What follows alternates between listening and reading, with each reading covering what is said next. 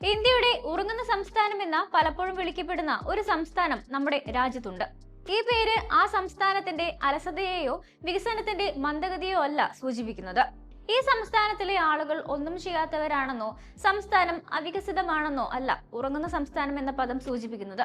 മറിച്ച് സമാധാനപരവും വിശ്രമകരവും മന്ദഗതിയിലുള്ളതുമായ ഒരു ജീവിത ശൈലിയാണ് എടുത്തു കാണിക്കുന്നത്. ഇവിടുത്തെ നിവാസികൾ നേരത്തെ ഉറങ്ങുകയും സൂര്യൻ ഉദിക്കുന്നതോടൊപ്പം തന്നെ എഴുന്നേൽക്കുകയും പ്രകൃതിയുമായി ഇണങ്ങി ജീവിക്കുകയും ചെയ്യുന്നവരാണ്. തിരക്കുകളിൽ നിന്ന് മാറി സ്ഥിതി ചെയ്യുന്ന ഈ സംസ്ഥാനത്തിന്റെ പരിസ്ഥിതി അവിശ്വസനീയമാം വിധം ആശ്വാസം നൽകുന്നതുമാണ്. വടക്കേ ഇന്ത്യയിലെ മനോഹരമായ മലയോര സംസ്ഥാനമായ ഹിമാചൽ പ്രദേശിനെയാണ് പലപ്പോഴും ഇന്ത്യയുടെ ഉറങ്ങുന്ന സംസ്ഥാനമെന്ന് വിളിക്കാറുള്ളത്.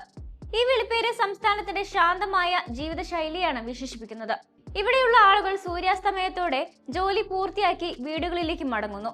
രാത്രിയാകുമ്പോൾ കടകൾ വേഗം അടയ്ക്കുകയും തെരുവുകൾ ശാന്തമാവുകയും ചെയ്യും. പർവ്വതത്തിൽ നിന്നുള്ള ഉന്മേഷം നൽകുന്ന വായു വിശ്രമത്തിനും നേരത്തെയുള്ള ഉറക്കത്തിനും സഹായിക്കുന്ന ഒന്നുകൂടിയാണ്. ഇത് തിരക്കേറിയ നഗര കേന്ദ്രങ്ങളിൽ നിന്ന് ജീവിതശൈലിയെ വ്യത്യസ്തമാക്കുന്നു.